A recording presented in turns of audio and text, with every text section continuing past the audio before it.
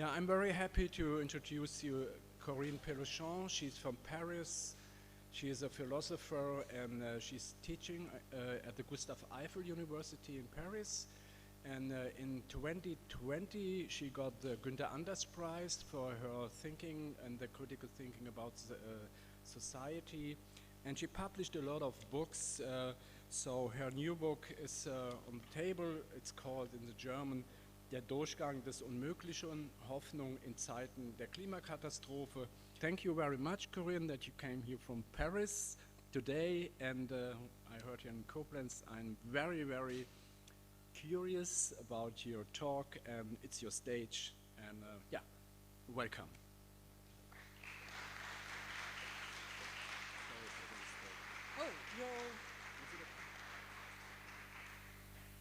Thank you very much for the invitation. So I will state the general project of a book which was published in German and on New Enlightenment, and I will indicate the challenge I have sought to take up, how to defend the Enlightenment in the social, ecological, technological and political context when its project of individual and collective emancipation is under attack from all sides, from the right as well as from the left. How can the Enlightenment be defended after the tragedies of the 20th century, after Auschwitz and Hiroshima, after the colonial crimes that led to the suspicion that all universalism is imperialist? Not to mention the ecological, sanitary and economic counterproductivity of our development model. And why do we need to defend Enlightenment, especially when we advocate radical changes, as I do, in our way of understanding or inhabiting the earth and interacting with other beings, especially with animals? And in the first point, I will distinguish the anti-Enlightenment from the criticism coming from postmodernism and from feminists and post-colonial studies. And I will try to show that the critiques that postmodernism has addressed to the past Enlightenment were fair and that we have to take into account. In the second point, I will introduce the resources I use to promote a non-hegemonic to promote a non-hegemonistic rationalism and a new Enlightenment. And I will refer to phenomenology, especially to phenomenology in Merleau-Ponty. In a third point, I will say why we need to defend Enlightenment while acknowledging that a lot of events and epistemological changes separate us from the past Enlightenment. And to be true, it is Enlightenment after the collapse of Enlightenment. In a fourth point, I will quickly establish my diagnosis by making a kind of genealogy of nihilism, aiming to explain the inversion of progress into regression, for which Enlightenment of the 18th century was not responsible, but from which it has not preserved us. I will speak of a double imputation of reason that goes back to the instrumental rationalism, as Adorno and Horkheimer said, but also to a more original separation between reason and nature. And this dualism between nature and culture, and maybe the repression of our own nature, is a vice of our civilization, which is common to Enlightenment and the anti-Enlightenment. And I will introduce the two major categories I have tried to introduce, the notion of scheme as well as the notion of civilizational epoche. Forgive me for this jargon, but I will explain. And last, I will try to find out why the new Enlightenment is ecological, why ecology understood as the wisdom of our inhabitation of the earth, as a kind of existence, not only ecology which is not to be reduced to the fight against climate change, but which has also social and existential meaning linked to a subjectivity. Why does ecology as an emancipatory force, and why does it require a decentering of democracy? So first point, maybe it's things that you know, but I think it's was to remind us of this. The Enlightenment, as Michel Foucault says, refers less to a century or a continent than to an attitude, an ethos that is characterized by a critical relationship with the present. In fact, this reflexivity makes it possible to become aware of the dangers and the challenges of the present in order to try to renew the link between theory and practice. Well, the idea is that the future is not fixed and that it depends on the way in which meaning is established by freeing oneself from false or outdated representations. This, of course, testifies to the importance of freedom of thought, but enlightenment is an unfinished or ongoing process by which at every age, in every age, and on several continents, some human beings try to affirm the value of freedom and to provide some guidelines for social changes, while again identifying the specific challenges and the practices to change and acknowledging also the obstacles and the dangers, because enlightenment is always defined by what it fights against. So it is an ethos, an attitude, but it has also a content, or said in a different way, there are some principles or some pillars that are characteristic for enlightenment, which is an intellectual structures, which is always connected with a political project. So I will remind you of these four, maybe pillars or principles, which we have probably to reconfigure or to weiter machen, to think differently. So the first one is the autonomy, which means that enlightenment is always associated with a project of society that bases social and political organization on the freedom of subject and not on a hierarchical or theocratic order. So the importance of freedom of thought goes hand in hand with the recognition of the moral equality of persons, as well as with the project of establishing a society based on this equality and dignity. So autonomy first, the democratic ideal or republic ideal, the idea that it's a matter of equality, dynamics of equality, and this goes hand in hand with the idea that humanity is one, third principle. And finally, the Enlightenment is connected with the affirmation of the importance of reason, but of course in the current context, and is a critique of modernity, which Adorno, Horkheimer, and Marcuse made.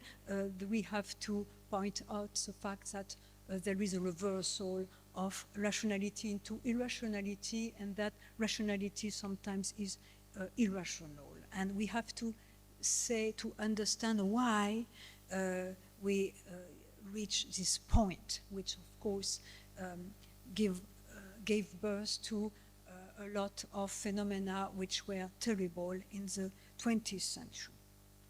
So these four pillars are opposed point by point by the anti-Enlightenment, which defends a contrary project of society based on a hierarchical order founded on tradition and on essentialism. That is to say that it justifies the subjugation of certain beings by others and even nourishes racist prejudices. So the anti-Enlightenment rejects equality, restricts the individual to his or her biological affiliation, and conducts identity politics that are contrary to the pluralism that constitute democracy. Its contempt for human rights feeds its nationalism and even its xenophobia, and the anti-Enlightenment also believes that particular communities are not compatible. Finally, the anti-Enlightenment displays a contempt for reason that feeds the rejection of mediation, that is, traditional channels of knowledge and representative institutions. and this benefits conspiracy and populism. As you see, Enlightenment and anti-Enlightenment are intellectual structures. They were born at the same time, but they are, I focus less on their historical forms than on the intellectual structures they stand for, and they are characterized by some traits we find in the diverse forms they take over time, because of course they take new form. I will just say a little about this. But the Enlightenment is also criticized on the left by the postmodernists. However, the postmodernist has nothing to do with anti-Enlightenment. Indeed, feminists and postcolonial rightly accuse the past Enlightenment of having been hegemonic and blind to differences. However, their criticism that aims to denounce the violence of Enlightenment rationalism does not lead to the rejection of the Enlightenment's project of establishing an inclusive society. On the contrary, it is on behalf of the Enlightenment ideals, freedom, equality, justice, that postmodernists denounce the false universalism of the past Enlightenment. Universalism that was a way of imposing a partial point of view by hiding itself behind supposedly general principles. So the criticism of the postmodernism must be taken seriously. However, it is not because posthumanism is based on anthropocentrism that the universalism of the past Enlightenment is blind to differences. It is not because the universalism of past Enlightenment is blind to differences that we must abandon any universalizable principles or ideals. Because if we throw all universalizable ideals overboard, we will not be able to build a common project and fight against global warming, the scourges of economism, the drifts of technology, the fact that the unlimited ends are like the unlimited means, as Gunther Anders said, are ends, the rise of nationalism. So we need universalizable reference points. It's necessary to think about what we have in common instead of focusing on what sets us apart. But, and moreover, relativism and everything that weakens the universalism can benefit the anti-Enlightenment. But the second point is how to pretend to build a universalism that is not arrogant, overbearing, hegemonic, Eurocentrist, and blind to difference. What are the tools, that are the resources that we have in order to maybe save rationalism from its inner negative dialectic?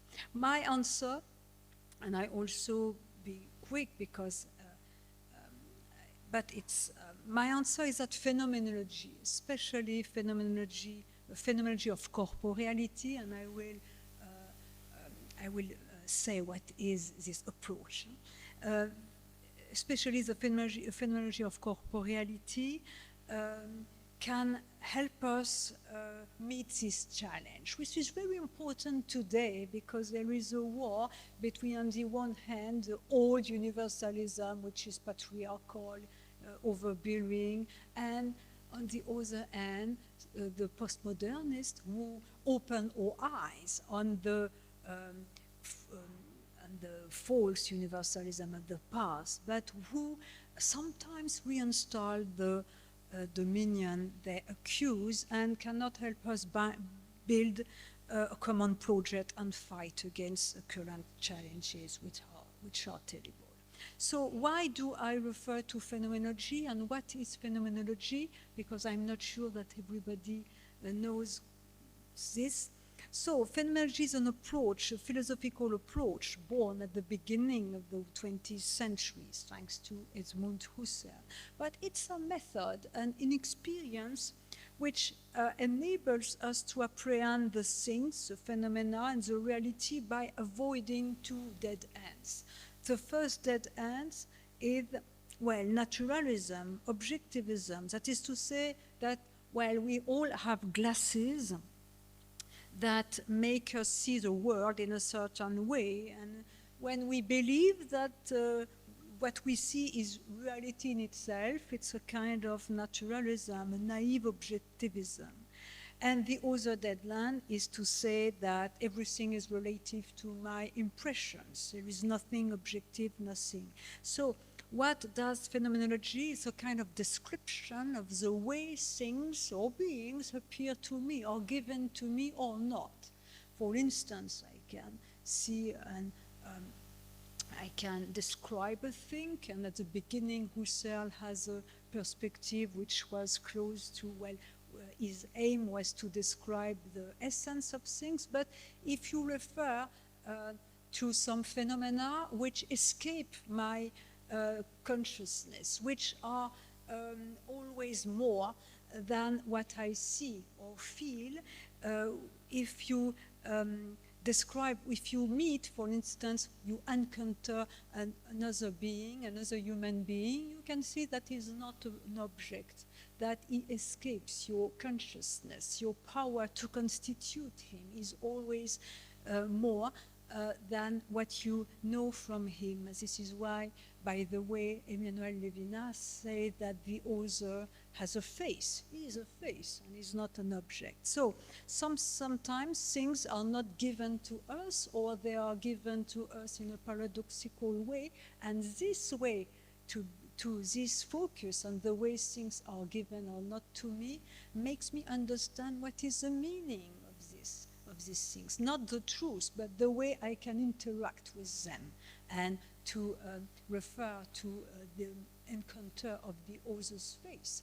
The fact that I cannot grasp him, that I cannot constitute him, that the other sets limits to my power to constitute him, introduce me to a dimension in my relation to the other being, and this dimension is exactly what Levinas says, calls ethics. That is to say that ethics is a matter of accepting the limits that the author sets to my right to use whatever I want, whatever pleases me.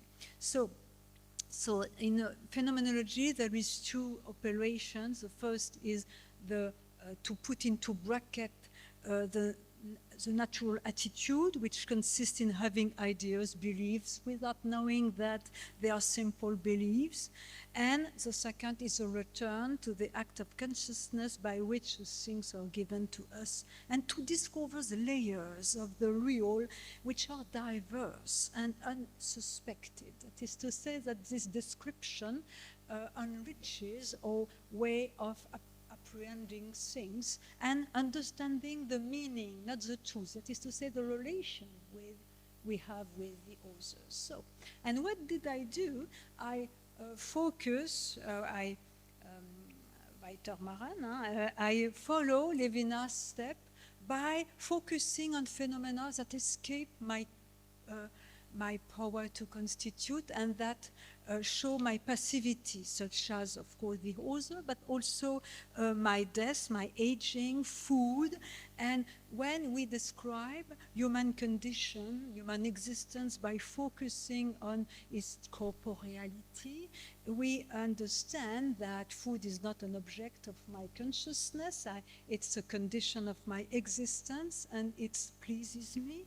There is a complacency in the things, but when I'm tired, it's not something I wanted. There's a passivity. And so the taking into account of human existence with the taking into account or the description of human existence in light of its corporeality shed light to human condition and show that we have a vulnerability, that is to say that we need the other's care, but also that we are always in relation with others, including with animals, especially when we live somewhere or when we are eating, we are always in contact with other beings. So you see that the phenomenological description of human condition have far-reaching political consequences, because it's not values, it's not subjective, but it's structures of existence that show that, for instance, the justice toward animals and the protection of the biosphere, which is a condition of my existence, are part of the political, are some political ends. That is to say that the political goals are not to be reduced to the security between us, nor to the reduction of unfair inequalities, but the protection of the finite biosphere, and also the fact that landscapes and so on are not only tools for us, but nourish my life, or give my life a meaning and a savor or not. And justice toward other beings, or including animals, are part of my life and part of the social contract to a certain extent, because the reconstruction of the political theory will be based on a subject which is not only understood in light of freedom, but which is understood in light of our corporeality and the materiality of our existence. That is to say, in light of our dependence upon the others and upon elements and ecosystems. So, this way of articulating a phenomenology of existence and ecology is a tool which can be applied in different contexts, but it gives reference marks to think differently the politics. And lastly, you find in Merleau-Ponty a way of insisting upon the heterogeneity of the accesses to reality, because he said that animals too are subjects. Of course, they are not representative subjects. They don't prefer Kant or Hegel, but they have an intentionality, that is to say that they shape the world, and it's not possible to understand the world such as they perceive it, but it's possible to understand that they perceive the world in a certain way. So there is one world, but a multiplicity of ways of shaping the world. And this gives rise to phenomenology, a universalism which is lateral, as Merleau-Ponty said. That is to say that we have different layers of reality and different culture, different forms of life, which reveal layers of reality, but one world, one. So you have some tool which come from philosophy, which can enable us to have a rationality which is not overbearing, but which starts with our experience. And but a third point, which is very important, why do I would like to renew or to save Enlightenment?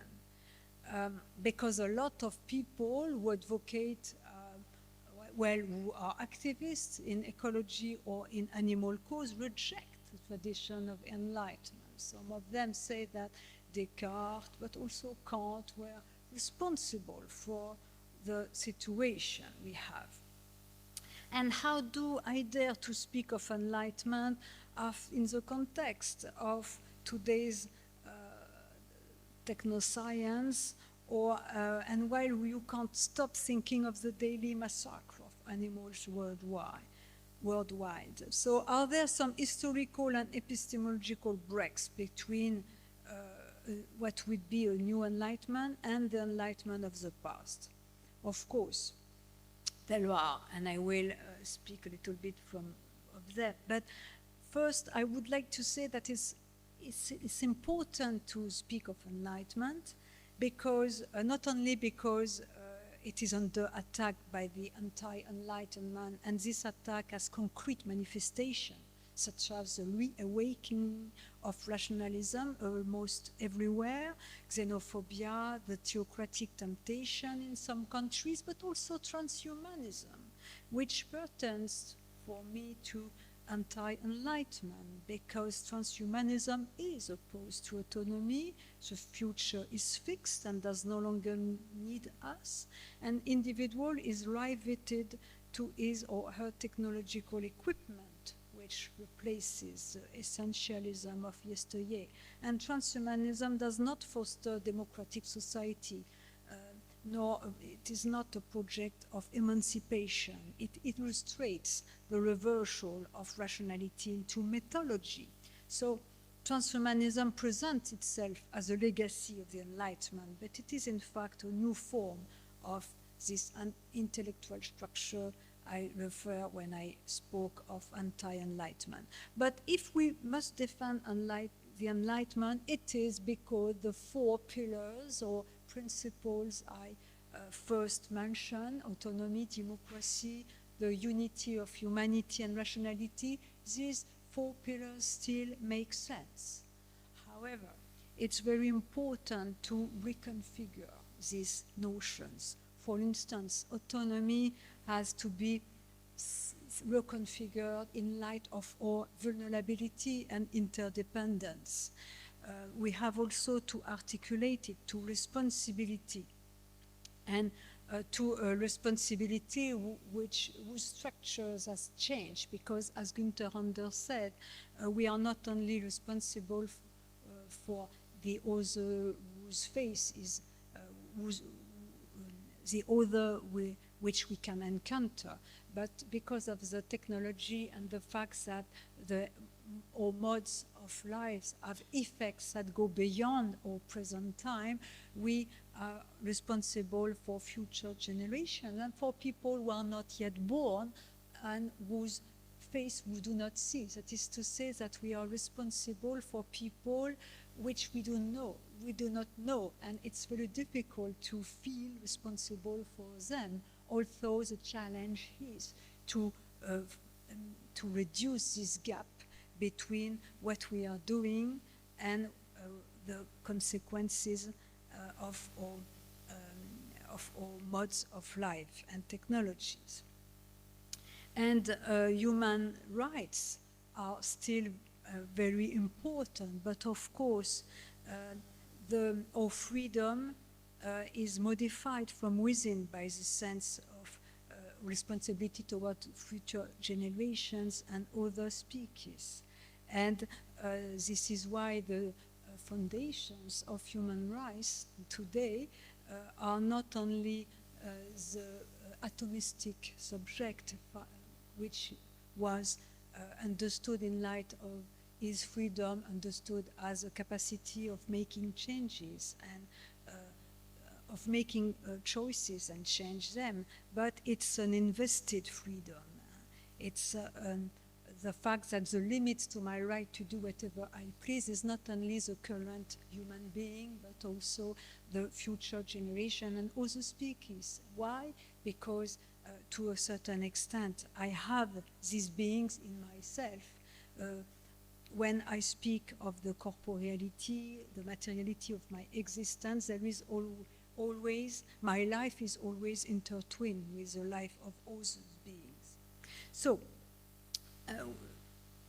and we need a new way of speaking of enlightenment, which will foster these principles of the past enlightenment while reconfiguring them. And but of course, this enlightenment is new because there is a gap, a break between the past and the present. It's enlightenment, as I said, after the collapse of enlightenment, after we understand the destructiveness of man, of human being. The optimism of the heroes of past enlightenment does no longer make sense after Auschwitz, Hiroshima, and in the context of climate change. And we know also that reason has been a weapon of our own destruction. So the genealogy of nihilism and the crisis of all times require an inquiry into reason. Why has reason been lost in the course of modernity and in an accelerated way? why has it been cut off from the questioning of what is worth? And so it's very, before I speak of this genealogy of nihilism and the diagnosis I try to provide, I would like just to say a few words on this wounded enlightenment or wounded humanism I try to promote. I speak of humanism, that is to say that not only creativity and freedom are very important, but humanism means that I start with human being to change model of development. That is to say that this way of speaking is quite different from what we have in environmental and animal ethics, in ecocentrism, or in animal ethics in Peter Singer and so forth. Ecocentrism in Keynote, in Aldo Leopold, and even in Ness, the great philosopher of environment in Norwegia, they have platform of norms. They start with nature, with what the ecosystems need. And of course, this is very important. They have decentered ethics and provide some guidelines to understand what we have to do in order to stop destroying nature and ecosystems. But I think that it's very important to articulate a philosophy of existence with ecology in order to avoid a kind of dualism between nature and culture, human and animals, and human and ecosystems, that environmental ethics have sometimes real style. But of course, this humanism is a humanism of alterity and diversity. That is to say that it is not grounded upon an elitist, patriarchal, and Eurocentric image of human being, and the taking into the fact that the vulnerability and the materiality of our existence, and which show also what we have in common with other animals, is at the core of this humanism, which can, in this way, escape the critiques that Lévi-Strauss rightly addressed to the past humanism, which was based upon a radical separation between human and animals, which opened a vicious circle, and which he said in 1973 that it was responsible for all the misery, all the tragedies of the 20th century. And I will say that it opened up a culture of death. We have also some intuitions like that in Adorno-Horkheimer. That is to say that the animal cause is of course important in itself, but it has also a strategic dimension, because the radical separation with other beings which are reduced to their body as something, this violence upon them is like a mirror of our vice, of the vice of our civilization that I think the New Enlightenment has to eradicate. So, for the genealogy of nihilism, one of my hypotheses is that there is a double amputation of reason. In the 18th century, reason was still the organ of the universal. Think of Jean-Jacques Rousseau. But, and Horkheimer says that in Eclipse of Reason, because we cannot make a non-historical history of reason. But when the true became confused with the useful, reasons lost any ability to distinguish between fair and unfair, between right and wrong. It has lost any universalizable dimension. It became a mean for the sake of the individual, a mean for its satisfaction.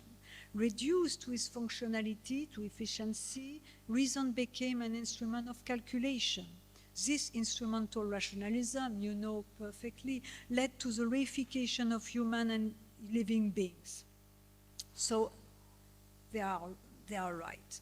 But in a more original way, the separation of reason and nature that is characteristic of the West, to a certain extent, is the vice of our civilization.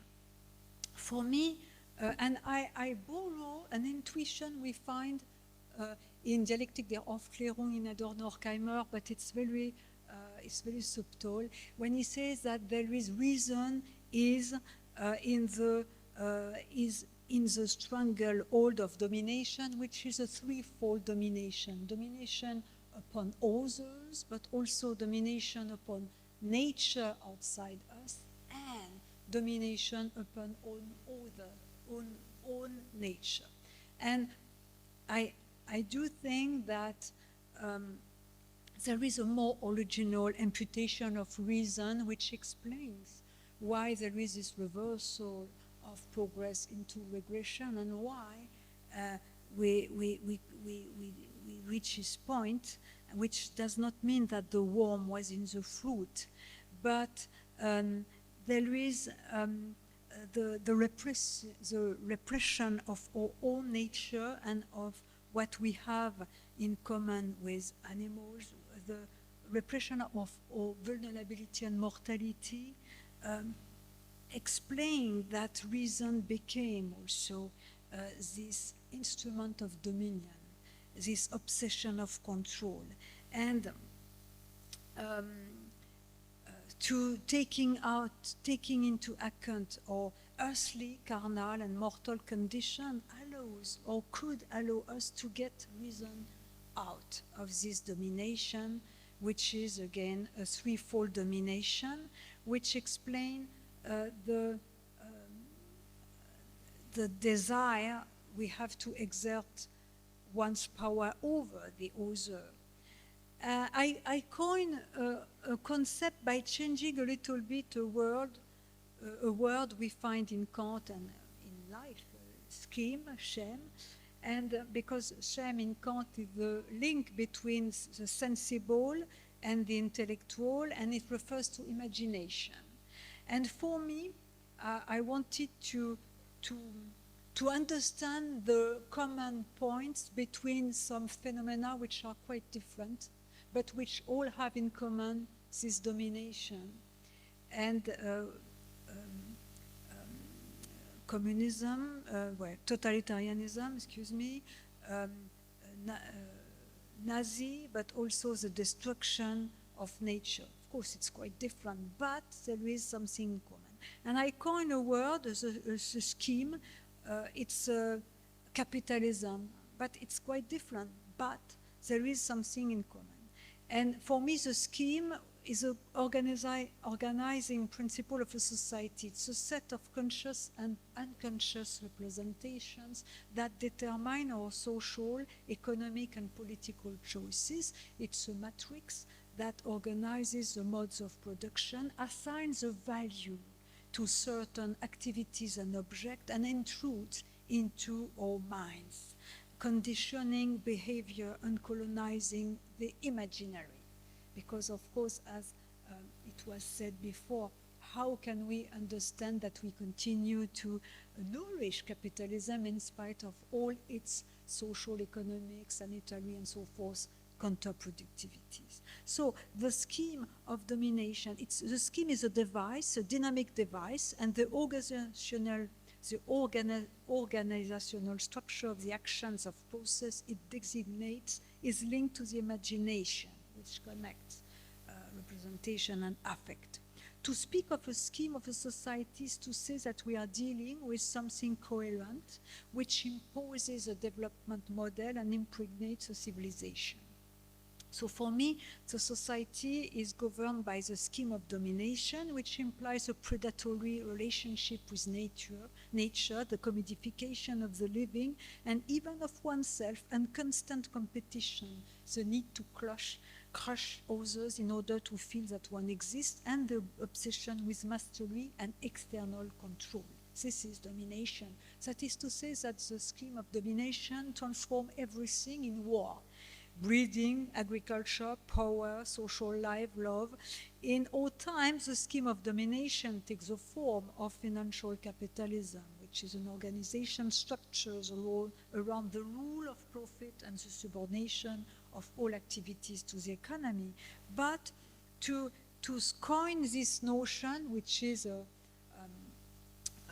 heuristic, was a way to say that to denounce capitalism does not suffice, because domination is deeply uprooted in us. This is why capitalism is so successful, in spite of all its counterproductivities. And the way of speaking of a scheme enables us to understand the link between phenomena which are quite different, such as capitalism, bureaucratization, totalitarianism, but all these phenomena have in common the fact that they foster the quantification of beings, their reification and our own reification. And if we want to promote another model of development, we have to eradicate the scheme that is claimed. And also, this notion of scheme enables me to say that if we identify it, we of course say that we suffer from it, but we also recognize that we are also the origins of it. We are the instituting power, to speak like Cornelius Castoriadis. So we can depose what we have instituted. And this is the meaning of emancipation. So if we dare to speak of a new enlightenment, it implies dethroning this scheme of domination. Of course, it's not very easy nor quick, but this requires undertaking a work of oneself that I have described in a first book. But not only, there is a link between the social structures and the subjectivity, the psyche.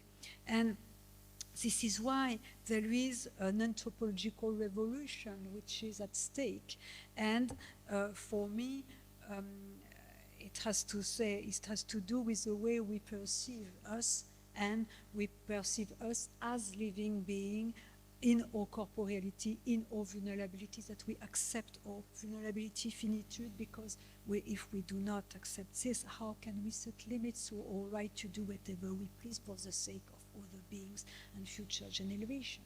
How can we accept to transform economy and respect the limits of the biosphere, the planet, if we do not recognize deeply our finitude and our limits? And this is very, of course, important, and I cannot summarize the importance of the overcoming of the denial of death in this way of giving birth to more mature human beings and a more mature society. So I do not say that everything is on the shoulder of the individuals. Of course, there are some structural change in the economy, in modes of production, but without individual lifestyles in a democracy, and without a transforming of subjectivity, an enlargement of subjectivity, which explains that the well-being, the flourishing of other beings is part of your own flourishing, without the carnal or very deep awareness of your belonging to a common world, which welcomes you when you are born, and which is older and bigger than you, and which is built by the older generations and the natural and cultural heritage.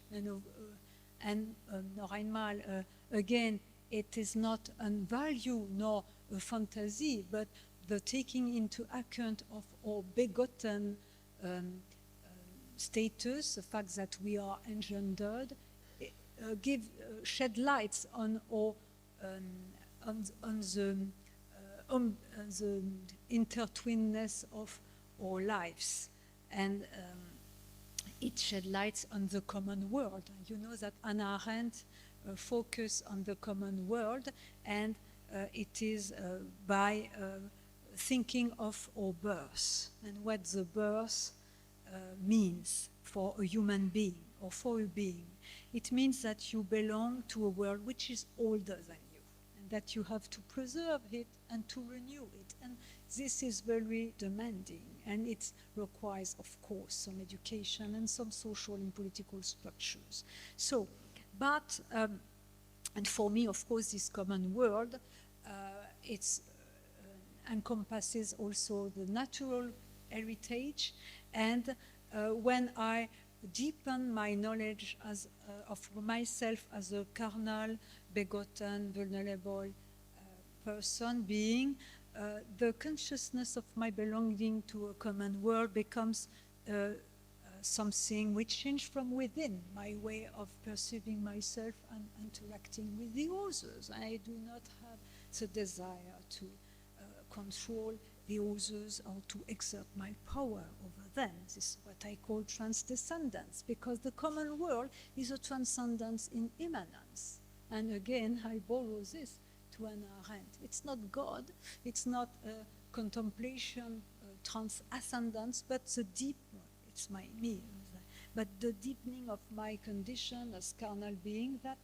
opens me to this transcendence in immanence. And transcendence in immanence is, you find it in Hannah Arendt when she speaks of the common world. And she said that a politics which neglects this common world is not a politics, it's only policies. So, you know that she also, like Carl Schmitt, this Schlechterger, they use this distinction between politics and policies. So, for me, if there is an anthropological revolution which is underway, and the animal cause, the interest of the most growing number of people for ecology and feminism, again, are very important in themselves, but they have this strategic dimension because they testify to the desire to understand one's place and to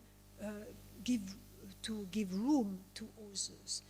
It's a way of understanding, it's the wish to inhabit the earth differently and to interact with the otherness differently, without dominion, of course. The run is long, it's difficult, but there is this harbingers or precursory signs of a new age, which I call the age of the living. And remember when I started this lecture, I said that enlightenment is less a set of doctrines or continent, it's an attitude. And this attitude is not only characterized by the fact that you try to identify the challenges and the danger of the present, it is also a way of naming your present, giving it a name and trying to find a direction to orient or reorient the future and to get out this mess in which we are, and for me, which massacre of animals silently reflect. So, if we have to understand the new enlightenment, it requires the removal of the scheme of domination and the organization of society from the scheme of consideration, which implies the preservation of the common world, as defined previously, and the way of fostering creativity and freedom. But of course, the scheme of consideration, which implies this enlargement of the self and the ability to make room for other beings, and you see the link between representations, emotions or affects more precisely, and values and behavior. The scheme of the consideration was still there. I do not invent it, but it was sleeping and recovered by the scheme of domination which impregnates our soul. And the point was for me to understand what was technology, what was this or that under this scheme of domination. What kind of society made Auschwitz possible, said Marcuse. What kind of society made the atomic bomb possible and almost necessary, Günther Anders said. What kind of society could not make possible these things? This is the point. And for me, and I will be very quick, the point is the scheme was one important notion, but also civilizational epoche. That is to say that epoche comes from phenomenology, to put into bracket your beliefs and to change them. And of course, it makes sense at the individual level, but here it was at the collective level and in the West, because the West has problems a lot, but also some resources. And the point was to try to understand the present as an opportunity to make an inventory and carefully looking at each part of our lives and activities in order to formulate what are their meaning and what practices have to be suppressed or transformed because they betrayed their meaning. And phenomenology, again, is a resource to assess the meaning of things and to assess, to know whether the practices we have are contrary to the meaning of things. For instance, industrial farming is a nonsense when we think of what husbandry is and what animals are. So, but escaping a scheme is not an easy task, neither intellectually, morally, nor emotionally, not to mention the economic restructuring and the changes in political culture. But I think that it was the duty of a philosopher to accompany a movement. And why does the New Enlightenment, why is it radically ecological? What is the emancipatory force of ecology? Because ecology is not only the fight against climate change, it's a way of being, it's a way of inhabiting the earth and sharing not resources, what I call nourishment, all the things we live from and which nourishes our life. And it implies an understanding of my place in nature and my being with the world and with others. So it breaks with the nature-culture dualism and with the chauvinistic view. And also it fosters a sense of belonging to a common world, and it uproots anthropocentrism and the idea that everything that exists is a means to all ends. So in a nutshell, ecology, in light of a philosophy of our habitation of the world, in light of a phenomenology of corporeality and nourishment, renews anthropology. But at the same time, there is no way of understanding ecology and having an ecological behavior when one does not initiate this anthropological evolution. So the anthropological revolution, which is necessary to achieve what we today call ecological transition, is both the condition and the product of this new enlightenment. And in fact, ecology is a translation in the social and political order of what I call the scheme of consideration of this movement of emancipating oneself from updated and representations that led to this situation. And to the point is that our time oblige us to, I cannot say that in English, but to go very deeper without excuses nor compensations. And to look at the possibility of our impossibilities. This is why the understanding of our finitude, our death, and vulnerability is so important if we want to be able to become more sober, more mature, and change our development model, which has very radical individual and collective change, to start with the suppression of meat and flesh and so forth. So, and last, ecology goes hand in hand with the transformation of democracy. It is not only a question of politicizing ecology, but of ecologizing politics. And it changed everything when we consider ecology in the core of politics. It changed also the way we make an inventory of the situation, problems, and resources, which are always different according to the territories. So we have to articulate the horizontal and vertical levels in a different way than in the current framework. And I will not develop here what would be a decentralizing of democracy. But again, this is a translation on a social and political level of a movement which I call the age of the living, and which I try to provide, to which I try to provide some tools.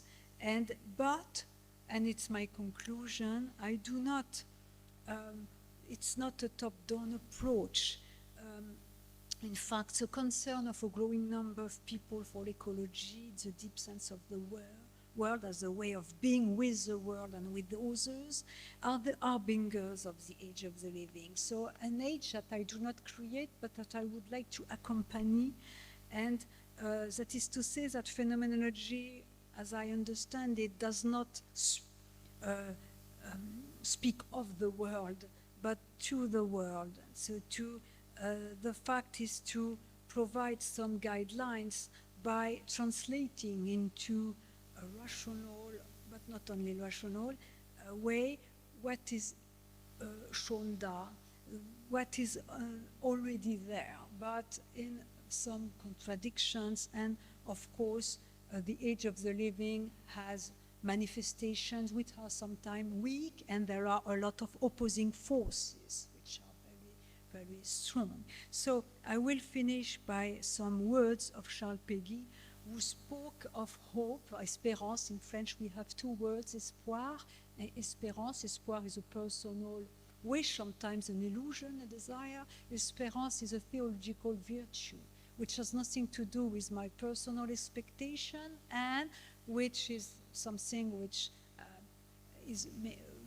I look to the future, to history, but also which for me requires the crossing of the negativity, the fact that it is always in spite of. And espérance is when you have lost all your illusions, you can be able to recognize the feeble signs, the precursory signs of something which is still a little bit there, but which could open an horizon of hope. And of course, to be able to look at the present in this way, you have to, again, to lose a lot of illusions, a lot of expectations, and to go through the negativity, which I think, and I will explain if you ask me, which is very important today, and to a certain extent, the possibility of the impossibility, climate change, which is not only something that is a threat to our survival, but also it points out the drifts of our civilization is an opportunity, and maybe more than that, it requires that we put into question a lot of things, and we have a rendezvous with very important questions concerning human condition, or earthly and finite conditions. So, but hope is an energy, something unexpected. And Charles Péguy compares hope to a little girl who skips along between her two sisters' face, which he compared to a wife, and Caritas, love, who he compared to a mother. And he says this little girl, whom nobody noticed, because hope is not spectacular, she can see what will be and love what will be, and she drags her old sister along. And I think this is not the energy of despair, but this is, I think, also something we find in Enlightenment, a new Enlightenment which is radically wounded, but which has also this energy, which is not a pathological energy, because it is not built upon what divides us, but upon the lines of similitude et différence, comme disait Derrida, the lines of similitude and differences that are between us and between different species. Thank you very much.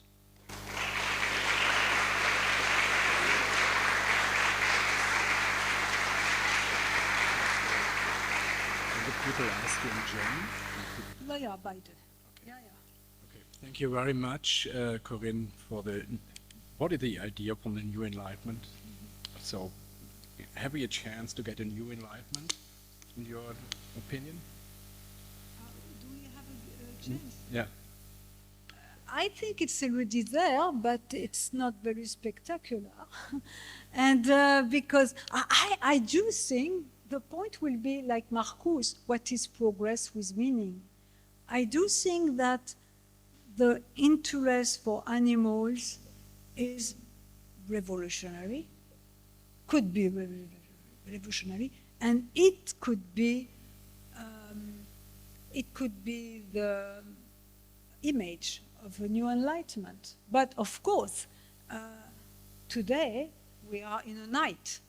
There are and the opposing forces, all the things which people already today refer, nationalism, the regressions, and also, but it's dominion. Dominion is everywhere. The war is everywhere. But New Enlightenment is a project of emancipation. This is why I think I wrote this book, Das Zeitalter des Lebendigen, eine neue Philosophie der Aufklärung, because I was, on the one hand, very conscious of the dangers, political, fascism, which is here almost, and also because I was very anxious because my friends, the animal activists, and I am too, the ecologists, were rejecting any idea of universalism and enlightenment, as if Descartes were responsible for Hiroshima, which is an historical mistake. So, but also, and finally, there are a lot of people who reject the Western, well, of course, West, what is the West? It has welcomed a lot of traditions, but who say that we have to refer to Urvölker, peuple primitif. And I think that we also have resources in all traditions, but of course we have to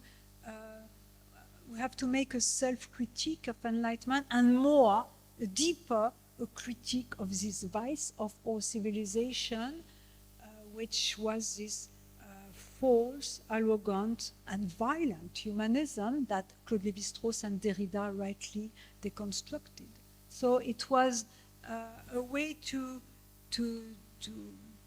say this and to propose a political project which will be ecology as new enlightenment, but not as an ideology, because ecology is not only, it's not sustainable development, of course, it's not green capitalism, of course, but it's not only some norms, some coercion, I've been working on ecology for 15 years, and I have seen that some people come to say that we only we have to force people to change their lifestyles. And I think this is also a danger, but I think that ecology has an emancipatory force, and I try to say that, to build a project of society with a philosophical foundation.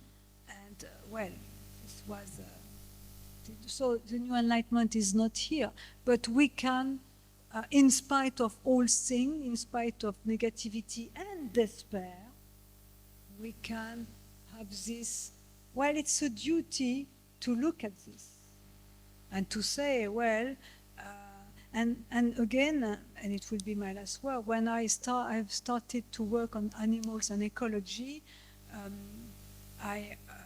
well, some of my colleagues were laughing at me, and now I know that, I realize that everybody speaks of ecology. Unfortunately, there is nothing done for animals, but only words, but there is something which is there, and we have to accompany. And the great Spinoza, they have they have written things for what we all now call liberal democracy. So I think we have the duty to promote some guidelines for the future, but by looking at the resources we have in the past and by changing them, reconfiguring some principles, and also with a kind of different style. So I think but it's very difficult because we are living in a time, in a society where everything is black or white and very dogmatic. And but emancipation makes sense. Of course, it's not only individual. Well.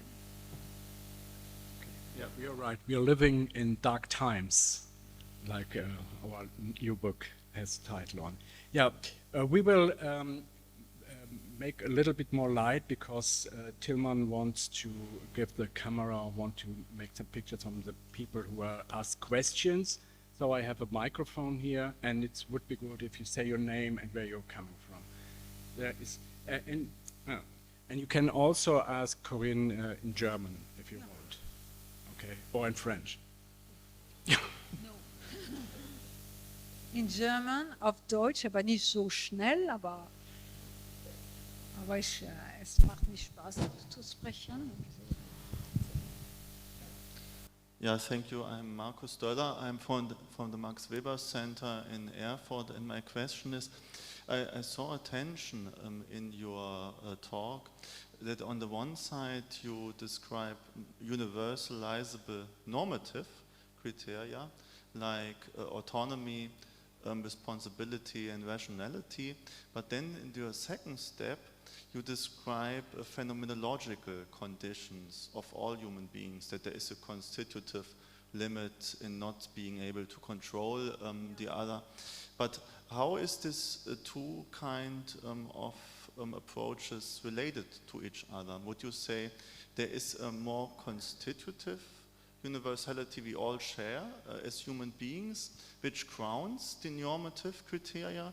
Or would you say there is also a tension between the way in which the hegemonial order, as you pointed out, deals with this universal normative criteria in capitalism? So how do these two approaches, the normative criteria you point out and the phenomenological description, relate to each other? Yes, so your question is very, very relevant. And in Nourishment, the philosophy of the political body, which is one of my only book in English, I answer this question because, of course, phenomenology in itself, well, is an experience and a method. We will say it's not normative, but I try to but I try to show that it has a normative effect, because if we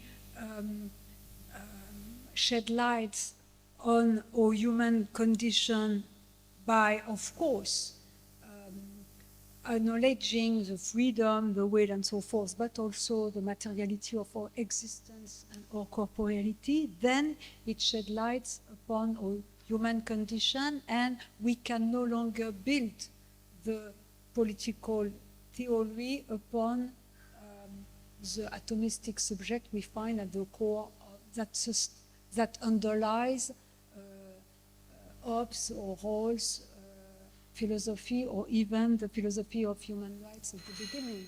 So there are the underlying conception of the subject that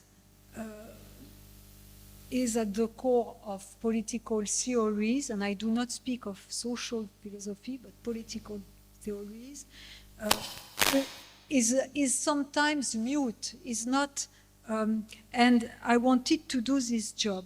But of course, it is not because you excavate this relational subject that you will immediately recognize that you have to draw the consequences of this cohabitation with the other beings. Of course, this is why in nourishment, I dare to combine a first part which was foundational and a second which was normative, while acknowledging the model of the social contract. And I explain why it's paradoxical, but I try to do it. And because it's not, you remember what Hobbes said, it is not because man knows something that he will obey. We have norms also, and the social contract, of course, is not the origin of society. It's a norm, not a fact. And I would just wanted to add that for me, because maybe it was in your question, I do not reject the importance of autonomy, freedom, existence as project, and the specificity of human species.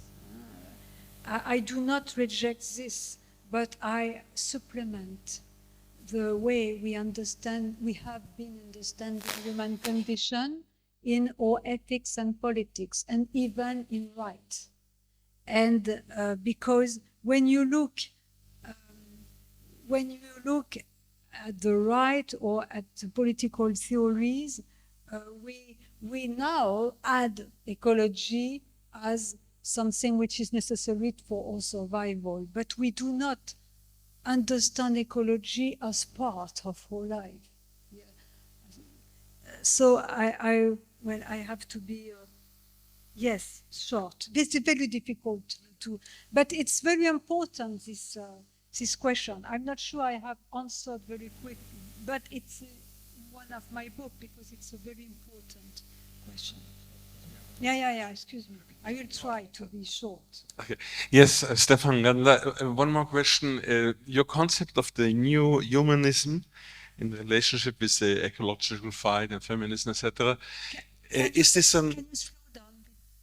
your concept of the new humanism? Is this a dialectical concept? And if there is there a dialectic of enlightenment in your concept still?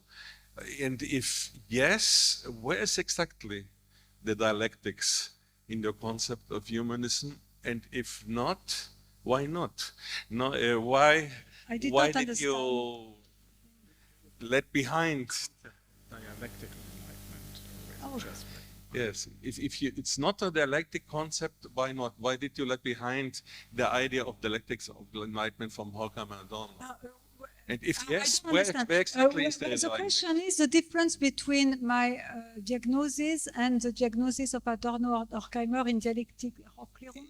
Yes, in some way, but I didn't find exactly the dialectics in your concept of new humanism. So I'm not sure if I didn't find it or if this does not exist, or if it's just a dualistic concept of the good sides of humanism, the good side of universalism, and the bad sides, or if really it's a dialectic concept.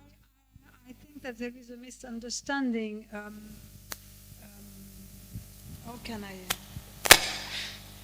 No, I do not summarize. Where I have present something because I know that some people are not phenomenologists, so I try to give some guidelines. But when I speak of humanism, it is because if you speak of, if in the history of environmental ethics, you have biocentrism or ecocentrism, which are very important approaches, and we have the feeling that the human beings are cut from nature, animals, and so forth, as if we had to choose between humans and nature, humans and animals. And what I try to do is to propose a philosophy of existence by describing existence in light of inhabitation of the earth, which show that the milieu, the landscape, are part of our existence, that all the generations are part of our existence. So there is no dualism between nature, culture, human, animals, and so forth. And this is part of, and humanism implies that you start with human beings to protect nature, so to say. but the word protection does not is not good. So, because there is two dead ends. Well, we have to understand why after 50 years of great books in animal and environmental ethics, they did not succeed in making ecology and animals enter democracy and making people change their lifestyles. So I try to meet this challenge and to change the approach, because I said that in spite of the admiration I had for Pelluchon, of Peter Singer and so forth, there are some lacks, there are some things. So, and I think that one of the things was to put, to build a philosophy of existence that put ecology and animals in our lives.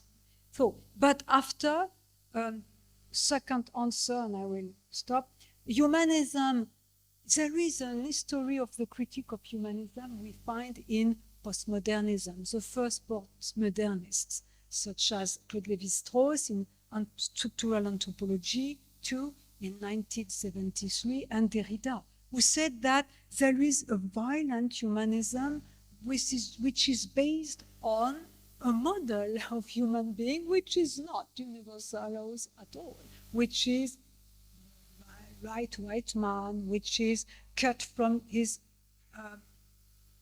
animal condition. And again, Derrida has understood at the end of his life the strategic dimension of the animal question, which was at the core of the way we have built moral, juridical, and political frontiers between those whose death would be nothing and those who said, you shall not kill. So I think that this deconstruction, but you, after having deconstructed this false and arrogant humanism, you can, you have not to go throw overboard humanism, but you can to renew it. And I think that the philosophy of existence that is a philosophy of our habitation of the earth and of our inhabitation, cohabitation with the others, which shows this, this earthly condition, renew humanism and has far-reaching consequences concerning the way we interact and with other beings and make room for them. So it's, and this is something else, and negative dialectic of Clairon. Dialectic of Clairon, it was a wonderful book with a lot of things. On the one hand, a critique of Homer. At the beginning, the worm was in the beginning, and after a lot of things. But there were also this idea of the threefold domination, and there were also, well, some light. He said, we have to build a concept of Clairon, which is not destructive. But he did not do the job because he had no time. He has a lot of do. He has, well, the first generation, and as Lévi-Strauss and so forth, and Adorno Kamar, they had a lot of job to do to deconstruct all this mess. But we have to build. And I think it was my goal. And I adore Derrida, but I put me at the constructive side of the deconstruction. Because he did the great job. I have not to repeat it. But what will we do now? And how can we, what would be a state, an ethics, a politics, and a right, which takes seriously the fact that animals do count, that nature is not a tool, that it will change from within everything. I can give you very specific examples in ecology, in your lifestyle, in your productions. No meat, no thing, a lot of things. Radical, revolutionary. Peter.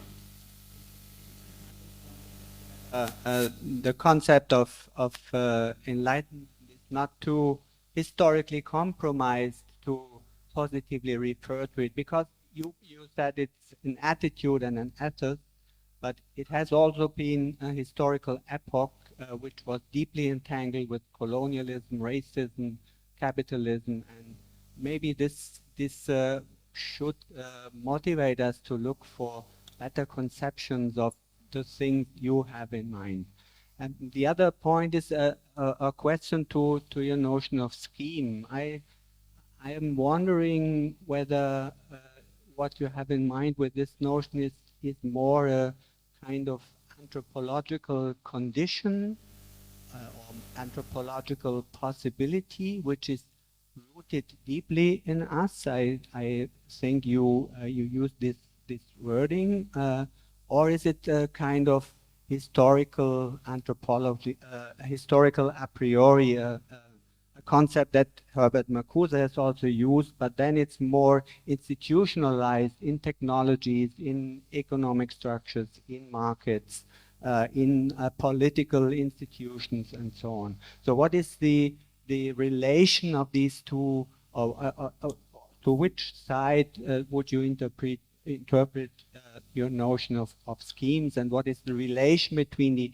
individual learning process and process of self-introspection and changing this technological a priori, to quote Marcuse? A lot of things. First, very quickly, of course, the crimes, well, all the crimes, the colonial crimes, I do not reject them, and I explain why I do maintain the Enlightenment, but again, I will not summarize a big book.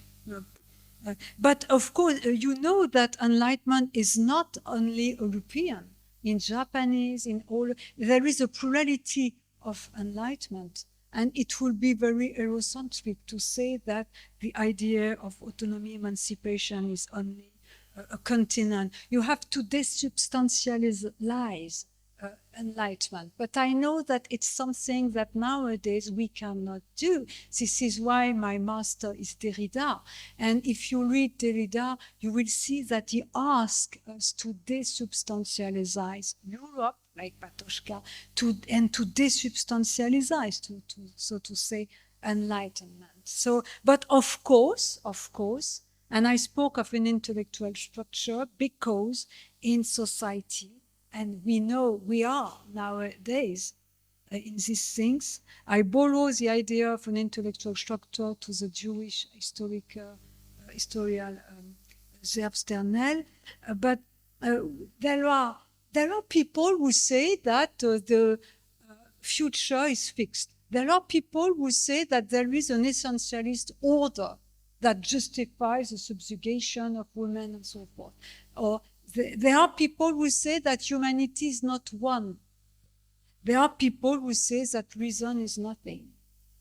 And these people are very powerful today in all countries. So it's not something very abstract until Enlightenment and Enlightenment. And this is one of the reasons why I said that it was very useful to find this resource, but at the same time seeing all the critiques and the self-critique, the exterior critique, but also the internal critique of rationalism and Enlightenment, and there is a break so strong between the past Enlightenment and the new one. But the idea of emancipation, the idea of some universalizable guidelines, and I'm also an heir of Ricoeur, who put a graph of hermeneutic on phenomenology, that is to say that it's some universalizable structures, but which can be interpreted in different contexts, because there are a lot of parts of our identity which are socially and culturally constructed. But we all will die, we all are begotten, we eat, we breathe, and for me, the materiality of our existence is very, very important. Before freedom, there is hunger, Levinas said. And so this is very, when we take seriously the corporeality of our existence, it changes from within everything. The way we understand human beings, the way we understand or even our freedom and everything. and politics, as I try to say. For the second question, which is very, very precise, very difficult here, scheme, well, it's not only an anthropological condition. My goal, but it's very difficult, was to understand the link between the social structures and the psyche, the subjectivity.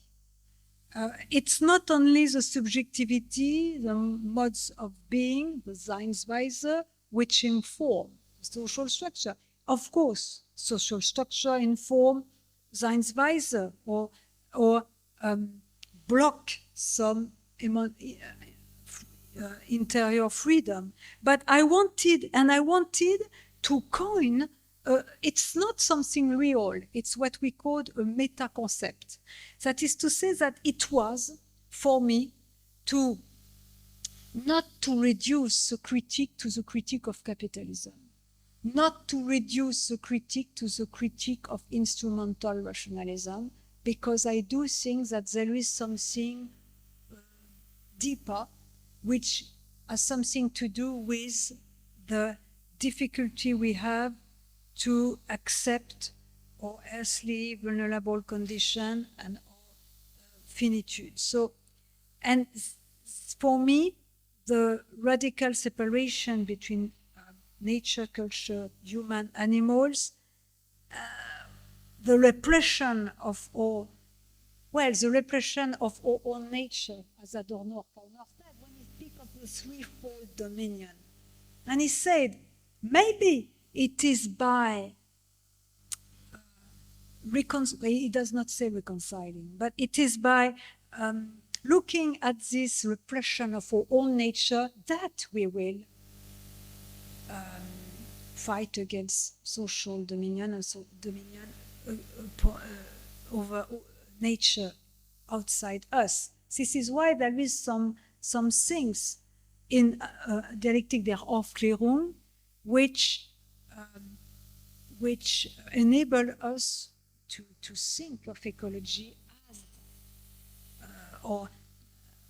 but ecology again as a not a solution, but as a light. But of course, ecology is not only a matter of protecting the sea, nature, landscapes. It's the word protect does not fit. It's a deep understanding of who we are.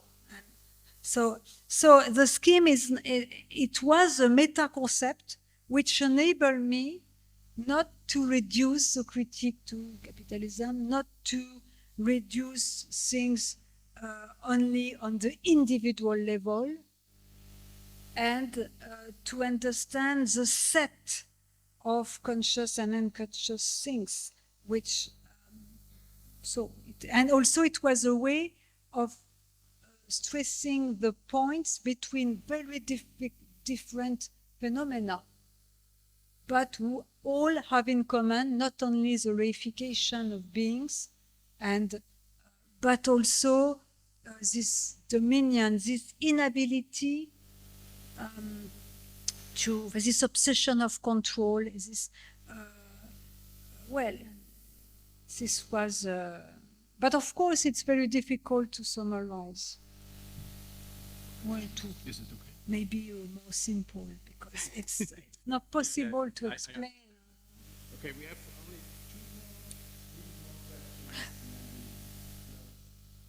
But I would like to say, I really understand why enlightenment can shock people, because of course there is all this past.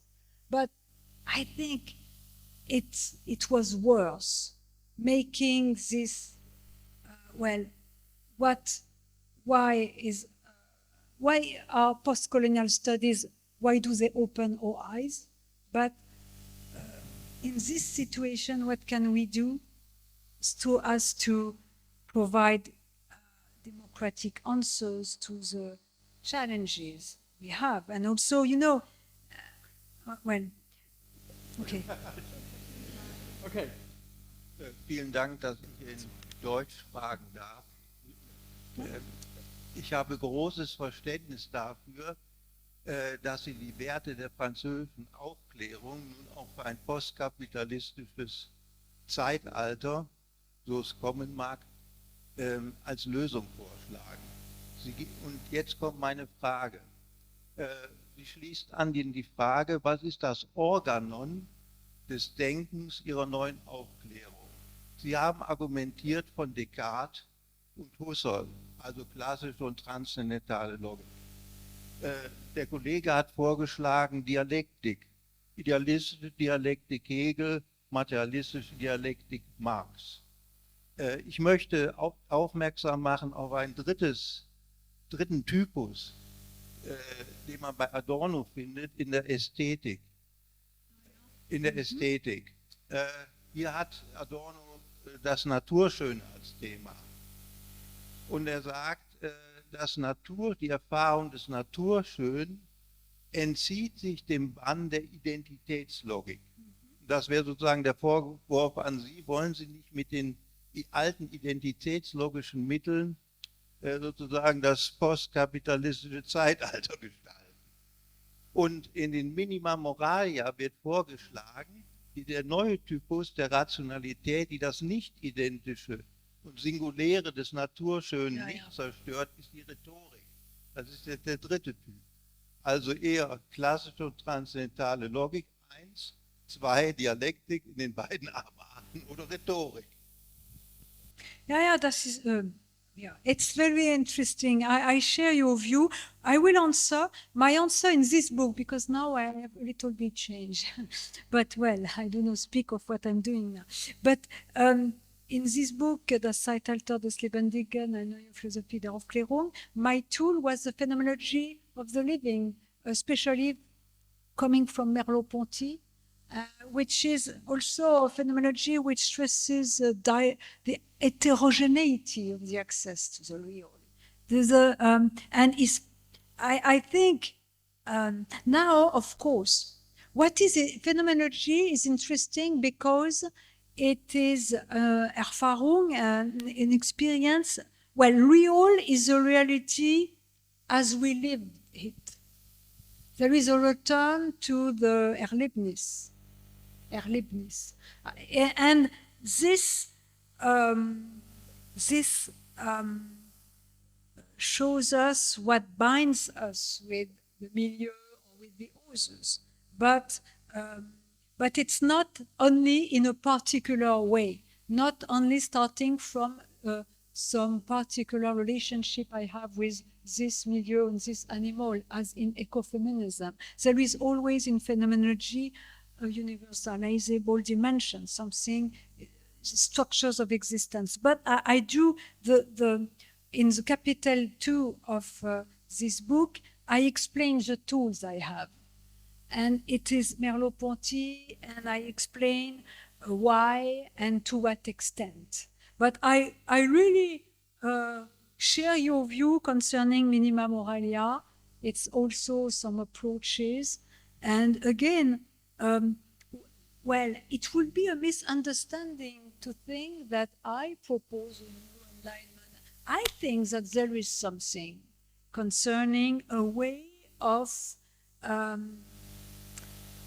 accompanying a movement which is not spectacular, but which says something concerning a different way of understanding ourselves and our place in nature and with others. Alterity.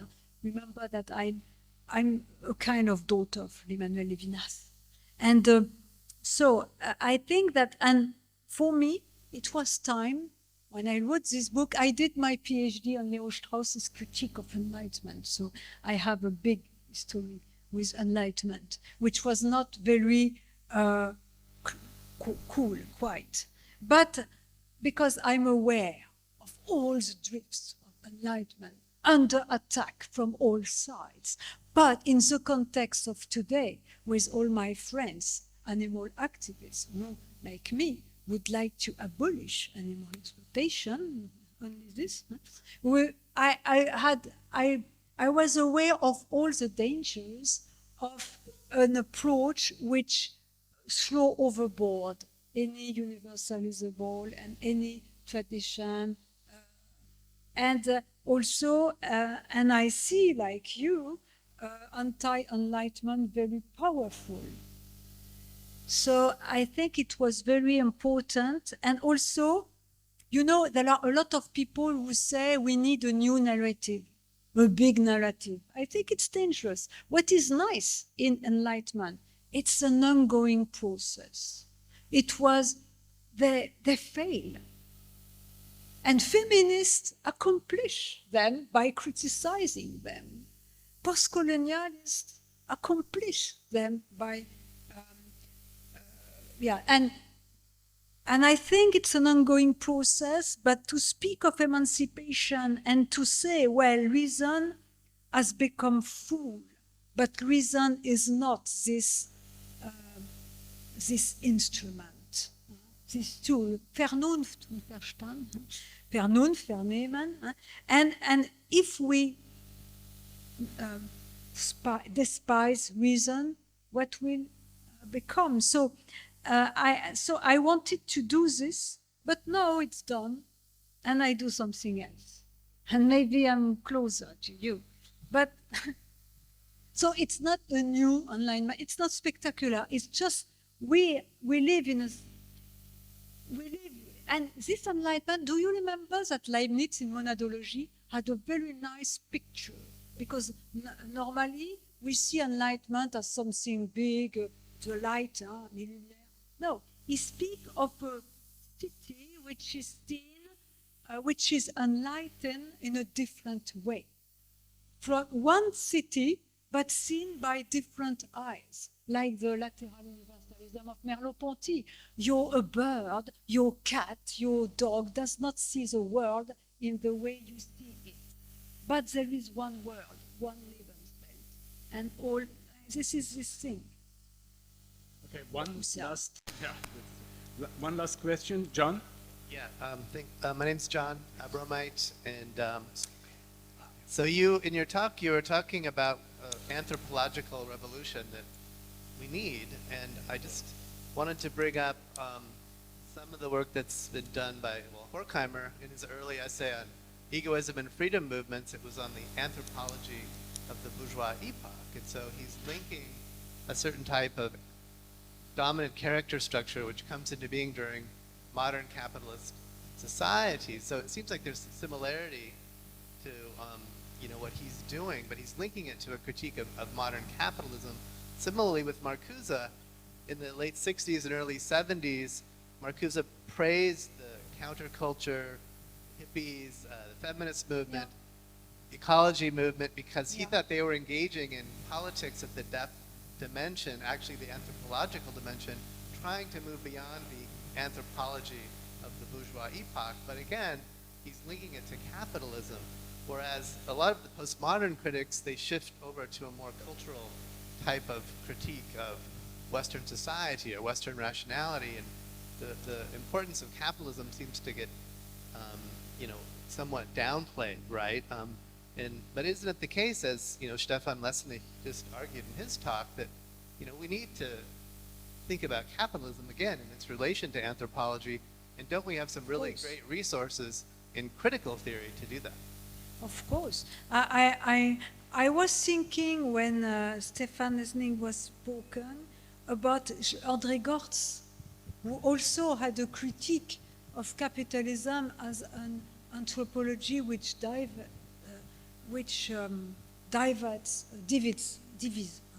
cuts people. So of course, I think that the critique of capitalism, as you mentioned, is necessary.